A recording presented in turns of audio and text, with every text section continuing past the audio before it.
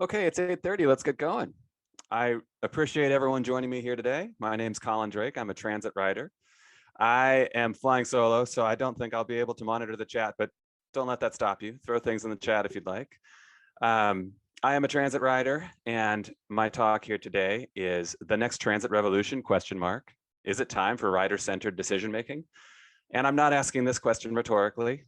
I would genuinely like to know from you all here watching today live, from anybody who is watching this on the recording. And I hope that you have that same question in your head as we go into this. Given what you know about our decision-making system, does it seem like we're centered on the rider? If so, if I'm wrong, if my experience is the exception and not the rule, please tell me. My contact information is up here. Let me know, you know what, Colin, in my part of the world, we do center our decision-making on the rider. We are the model that the rest of the world should be following. That would be great. I would love to hear that. What I'm asking today from you all, if you can, is ask one other person, either today here at TransitCon or in the course of your life, what do we center our decision-making on in our transit world? And if it's not on the rider, why? And I'll come back to that later in the presentation. Okay, here's what we're going to do today. I'll talk a little bit about myself. I'm going to give a shout out to the current transit revolution. The title of my talk being the next transit revolution implies, well, okay, so what's the previous revolution? What's the current revolution? I do appreciate the current revolution. I am going to talk about what's missing. And my goal here today is to be critical of nobody in the transit industry. I think that riders and decision makers and advocates and the media and staff are working as hard as we can to get out of this fiscal crisis. And so I'm trying to yes and the efforts that everybody's doing. But I will talk about what's missing in our current process. And then I'll talk about, well, what's one way that we could put transit riders at the center of our decision making? And how do we get there? All right, first of all, who am I? I am a transit rider. And the missing word there is only. I'm only a transit rider. I'm just a transit rider. And what I appreciate about TransitCon is that we don't need to be affiliated with any organization. And I want us all to ask ourselves, how could we provide more places like TransitCon where we listen to ideas regardless of what organization they're affiliated with? Okay, but I am also a 20-year professional in transit and transportation. I have a Master of Urban Planning from New York University. I have an AICP certification. I was a consultant for 7 years. I was on staff at a transit agency for 6, and another 6 most recently as a program manager in a Department of Transportation. Last month, I wrote an op-ed in Streets Blog to recover from COVID. Transit must develop a rider-centered future, and here's how. And that will be the substance of my talk today. If you prefer to hear any of what I've said today written out instead of spoken, feel free to Google Streets Blog Colin Drake, and I'm sure you will get that article. I also wanted to share this quote from Christoph Spieler. This is my North Star, and you'll see throughout this presentation how I keep coming back to this idea. And he gave this quote at Railvolution in 2016. If we start off transit by planning to compromise, the place where we end up isn't going to be good. So let's start off by trying to get the best project we can. Okay, as I mentioned, the current transit revolution has given us so much. And I'm not a transit historian. I'm not saying that there are certain transit revolutions and this is the current one. I'm just saying that before Christoph Spieler, Enrique Peñalosa, Stephen Higashide, Jarrett Walker, and thousands of others that are currently leading this industry forward, we didn't have tools like BRT and real-time passenger information at bus stops and on apps. We didn't have integrated fare payment and special fares for students and seniors and low-income riders. And we didn't have the idea that frequency is freedom, and that if we create or we restructure our service in order to provide a frequent grid, then we can get more people to more places. And we didn't have the ability to raise funding the way that we do now. So I'm tremendously grateful for all the tools that we have at our disposal that allow the transit industry to serve our riders well. Okay, but so what's the but?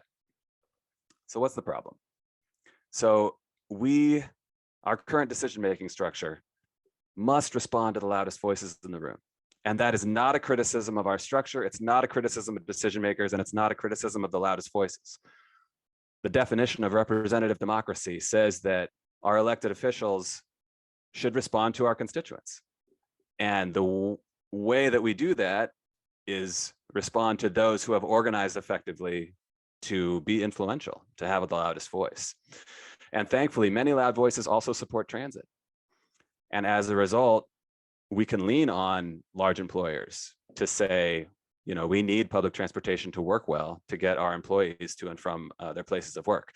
But we have also discovered that these loud voices will not support transit above and beyond their own priorities. And that makes sense, right? Everyone is looking out for the priorities of their own organization. And so as a result, we are left with a transit system that is good enough to satisfy the loud voices. But it's not necessarily good enough to provide what transit riders need in order to use it. I've provided a few examples here of the things that aren't necessarily demanded by the loud voices. We'll have transit lanes that are provided where there's enough room to provide transit lanes, but when you get to a busy part of a corridor, the transit lanes go away because there's too much vehicle demand in those areas. Or we'll have circuitous routing. Rather than having an activity center that is designed to be on a existing transit corridor, it will be off the corridor where it's easier to build, and understandably, right? If someone is trying to build an activity center, they're going to build it where it's easiest to build it, not where it is most easily integrated with the transit system. And so time and time again throughout my career, I've heard the loud voices say, well, can't the bus just deviate? Can't we deviate the transit service here? It's only a minute, it's only 5 minutes, it's only 10 minutes. And that adds up, especially when elsewhere on the trip, you have awkward transfers between bus and rail or rail to rail. You have to wait for multiple escalators, or you have to wait for multiple elevators. You have extremely deep stations and not enough elevators and escalators to get from surface to the platform. Or you have station entrances that force riders to cross the highway at grade. And so there's an additional safety barrier in addition to the barriers that we get from circuitous routing and other things that add to the trip time. So what does this do? A system that's good enough for the loud voices may not be good enough for the transit rider. And this is how transit riders respond. We don't show up in force and say, we need this system to work better. We just don't ride. Inevitably, we'll drive, we'll use a different mode. And so as a result, we find ourselves in this predicament. And I am not suggesting that I'm not unaware of the pandemic and the increased use of remote work around the world. What I'm suggesting is that the pandemic has shown us how important it is to have riders and how important it is to have the fare box revenue that comes from riders. And so I have an idea, and I'm hoping that in the chat or afterward, as we discuss this concept, you can let me know if there is the idea of latent demand for transit the same way there's latent demand for automobile riders, and that there are people out there who want to use transit and don't because of these gaps in the system. And so, yes, we absolutely need new funding sources. Yes, you know, I've heard many transit industry leaders saying we need to reorient our service around an all-day network instead of a peak-only network. Very true. And if we want to increase ridership, we should be asking ourselves the question, what is missing from our current decision-making structure that is preventing riders from using the system? What if the riders did have the loudest voices? What if we, and imagine this for a moment, an industry where the way we design our decision-making structure is centered on the demands of our riders. And so if we had that kind of decision-making structure, now what's our best case scenario? I would say that in this kind of world, we have a scenario where the people who want to ride transit are actually riding transit. All right, so I'm going to pause here for a second, because I know that this is a bit of a fantasy. I'm hoping here to plant a seed. This is clearly not something that we're going to implement tomorrow. But in this time of crisis, in this time of uncertainty in our industry, should we think about what an ideal outcome would look like, what a decision-making structure would look like that prioritizes our riders? Okay, how could we do this? So we're going to start with a very oversimplified schematic here of the existing decision-making structure, where elected officials and decision makers and advocates and media have a dialogue about what we should do. And then once decisions are made, staff are directed to implement them, and then the transit riders use the system. And I think that this structure misses an opportunity to unlock the superpowers of staff and consultants and transit riders. And I'll talk about that here in a minute. So this is my proposal for a rider-centered decision-making structure. And it's a virtuous cycle that's based on other virtuous cycles. And the one I keep thinking of is the water cycle that we all learned about in school, where precipitation falls from the sky, through runoff, it collects in lakes and streams, it evaporates, and then condenses in clouds, and then the cycle begins again. And the reason I use that as an example is because in the water cycle, if one component of that cycle isn't working, then the whole cycle doesn't work. If there is no precipitation, then there's no evaporation and no condensation. If there's no condensation, then we have no clouds and we can't precipitate. So same idea here, that each component of this virtuous cycle needs the others in order for it to work well. Now, as I have, in a minute here, I'll go into detail in each of the components of this cycle, but I've tried to figure out a catchy name because rider-oriented decision-making cycle doesn't quite have the same ring. So I came up with We Ride, We Decide, and you all tell me if that's catchy or not. But the idea here is that riders should be deciding. And if you like that, feel free to share it. If you think it's a stupid name, please tell me and we'll come up with something better. But for right now, this is the We Ride, We Decide presentation. All right, let's dig into it. Okay, starting with the purple quadrant, elected officials and decision makers. What can they do? Well, first of all, if elected officials and decision makers aren't open to the idea of centering decision making on the transit riders, it's never going to happen. So if any elected officials and decision makers are listening in, could you approach this with curiosity? I know this is new. This is an idea that is different than the way things are currently done. If you approach it with curiosity and say to your staff or to your colleagues, who are we centering our decision-making on? Is it on the rider? If not, why not? How could we center it on the rider? What do you think of this We Ride, We Decide idea? Then that's the first step. Also, and this is one of Christoph Spieler's favorite speaking points, what is our definition of success? Because all too often we hear elected officials and decision makers saying, we have built so many miles of rail, or we have invested so much money into our transit system. And that's kind of mixing up the inputs and the outputs. And so if our decision makers were able to say, is our definition of success how well our system connects people to the places they need to be? Then that helps center the decision-making on the rider. We also need our decision makers to ask for trade-offs, not opinions. I see this awkward interplay sometimes between decision makers and staff, where unless and until a decision maker lets a staff member know that they can suggest something that the decision maker hasn't already suggested, inevitably what you'll hear from staff is what they've heard the decision maker say. And so instead, if a decision maker says, no, I really want to know what the trade-offs here are, even if some of them may be politically challenging, even if it might be costly, even if it might involve delay, but please tell me what it would take for this project or policy to be centered on the transit rider. And then we'll see if there's enough political support. And later on here in this virtuous cycle, I'll explain how that political support could arrive. We also need our decision makers to encourage innovation. I think we have this tremendous untapped opportunity to take advantage of the tech sector. The tech sector has given us such great innovations with fair payment, with first and last mile connections, micromobility. But what if the tech sector were also challenged by elected officials and decision makers to improve the core service itself, to say, how can we make our buses and our trains serve the rider? We need our elected officials and decision makers to fund co-creation, or to be open to the idea of funding co-creation. And we're seeing this already with geographically based communities. We'll see a community group that gets funding from the government in order to co-create its desired future.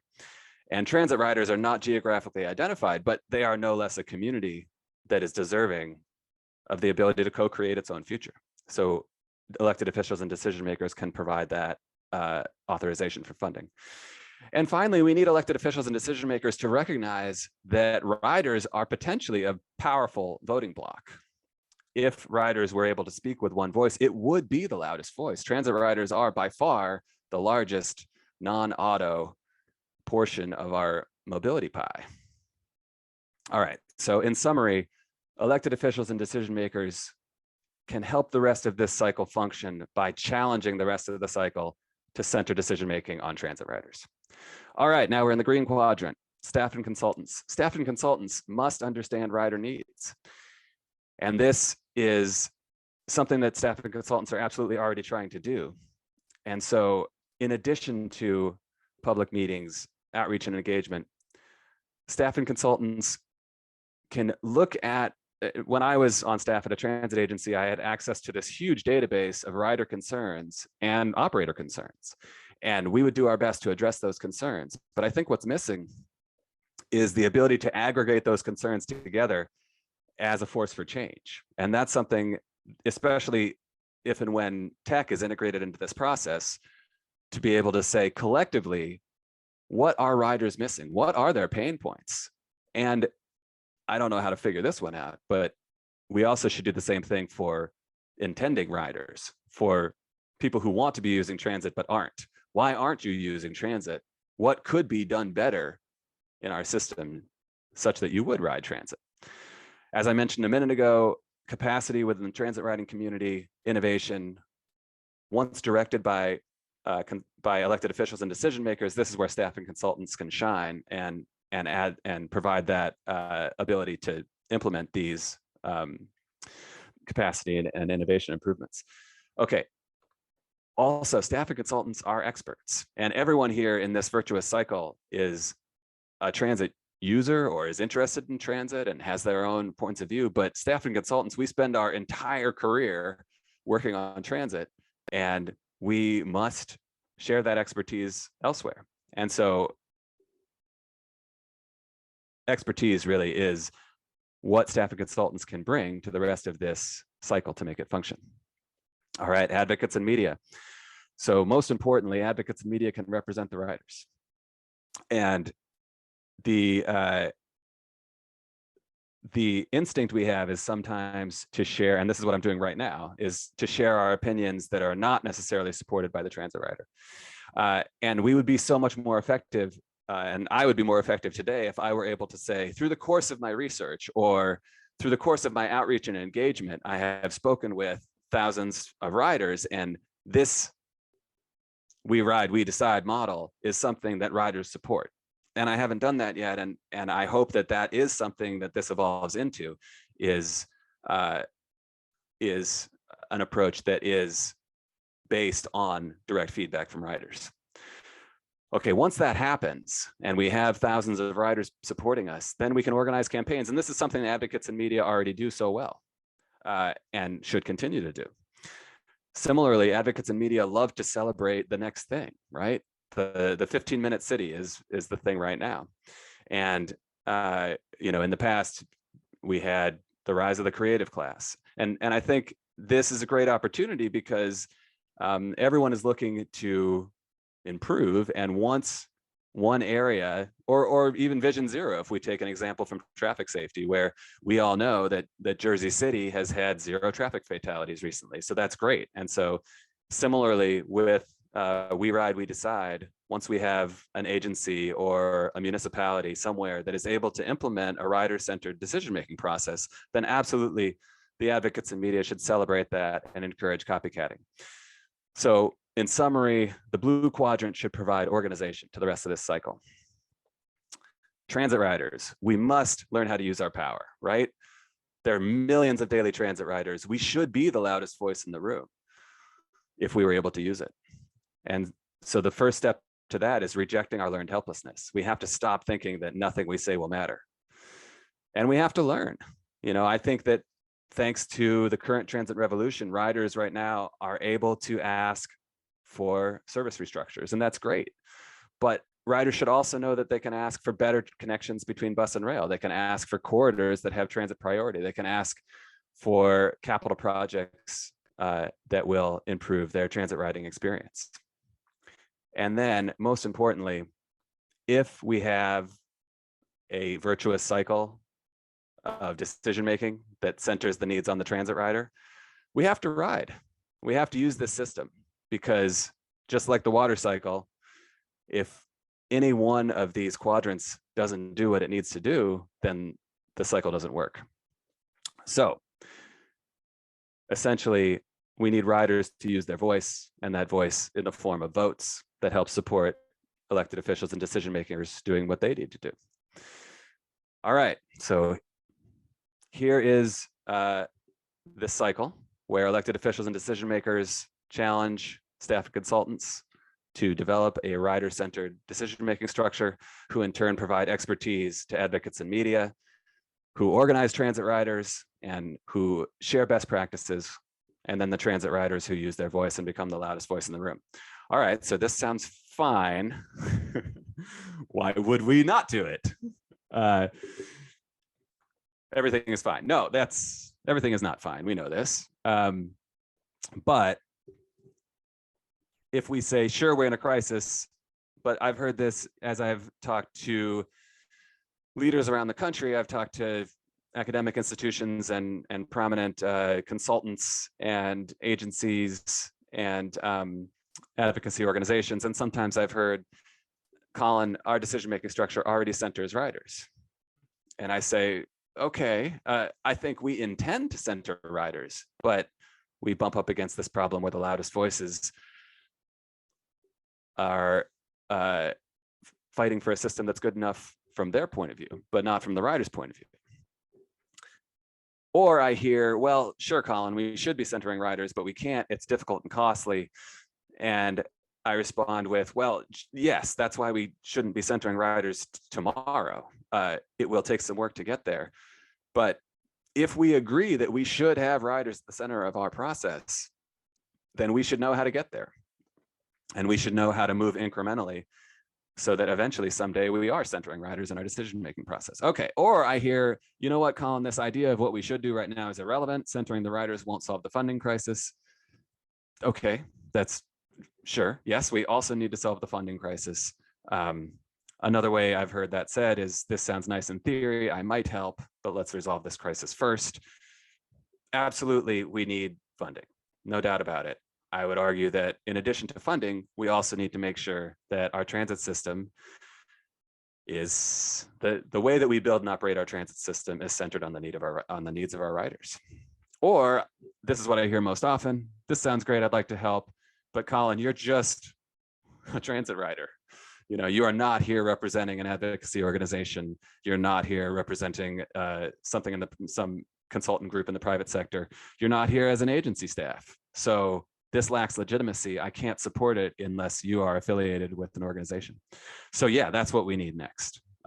Absolutely, this We Ride, We Decide program needs a sponsor. It needs to be affiliated with some organization, but that could be any organization, any municipality, any transit agency, any advocacy organization could pilot a We Ride, We Decide approach.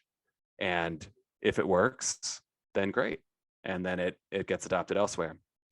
I need more partners. I mean, I have had several partners that have said, yes, if you were able to get this up and running, we would like to partner with you. And some have also said we'd like to fund it.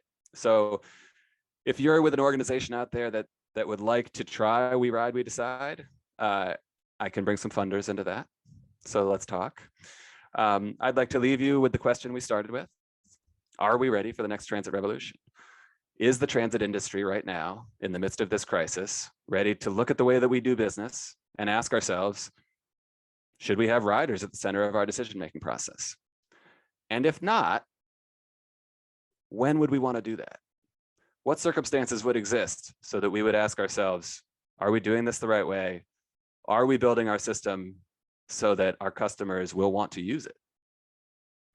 And if not us, then who will do this? If not us here at TransitCon or anybody who's watching this, who should be doing this if not us? So I hope that you will ask yourselves these questions. I hope that after this presentation, you will ask one person. And if you're interested in sharing this on social media, that would be great. Here is my contact information. If you do tweet it out, please tag me.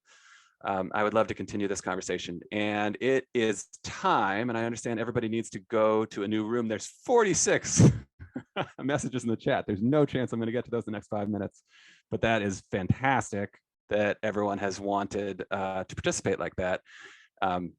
So I will try to respond to these offline. Thank you so much, everybody. This has been a pleasure, and I hope you have a wonderful rest of your day. And I'm looking forward to seeing what the rest of TransitCon looks like. Thanks so much.